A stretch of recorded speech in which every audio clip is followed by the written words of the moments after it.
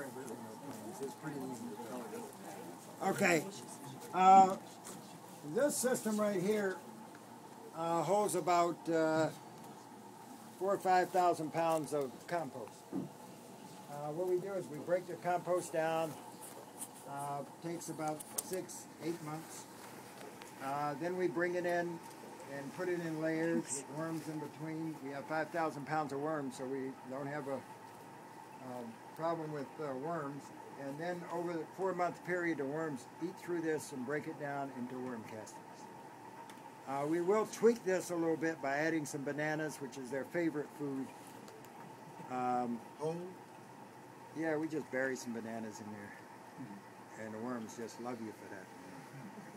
So, but anyway, this is what we were able to do. One of the things that I changed in this process was I pre-sifted the compost before I put it in the bins. And the reason I started doing that last year was because at the end you don't have a lot of this kind of stuff to sift out. Instead of just putting the wood chippy looking compost that goes in the pots, we decided to sift it.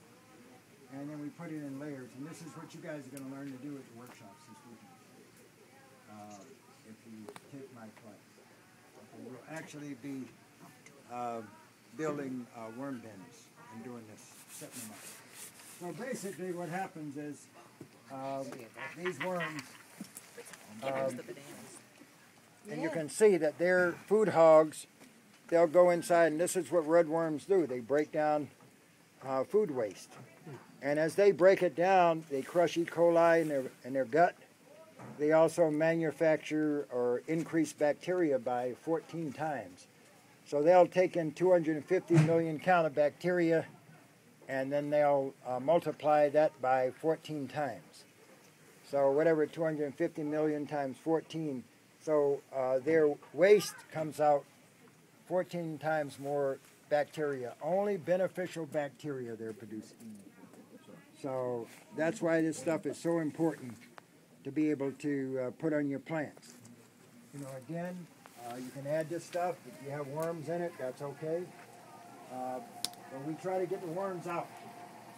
Now, the best way that I found to get the worms out, Lisa, will you do me a favor? No. You don't want to put those through a sifter. Imagine if you're a worm being rubbed across. Could you move those two pots? Lift up the corner of the screen. Pull it up. That's how we get them out. We put food on top of the screen, so what you have to do is go home and cut off your screens that are on your house, bring them into your system and put those screens, those are the same screens that you have on your windows at home. 16 mesh screen. They come through to get the food. Put compost, they've eaten all the food down below. They're just like us, they're food hogs.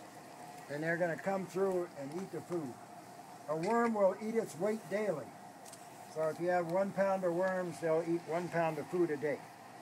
If you have 10,000 pounds of worms, they need 10,000 pounds of food a day.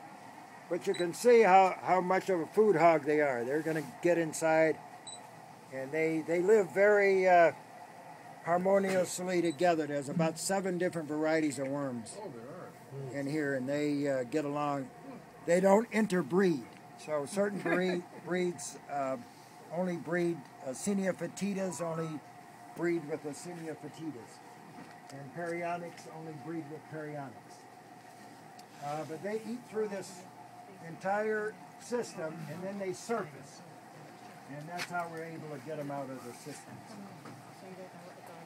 Did you get 80% of them out? Yeah, I mean, you could. They're reproducing all the time, so you're not going to get them all out. But that's okay. Use for food. That's okay. Fish, right? What's that? You want to use the fruit, these worms as food. We also want to use these to make more fertilizer. Yeah. So as we take these out, and remember, 4 times more reproduction happens over that 4-month period. So 4 times as many worms are at the end of the process than at the beginning. So. Okay, we're good.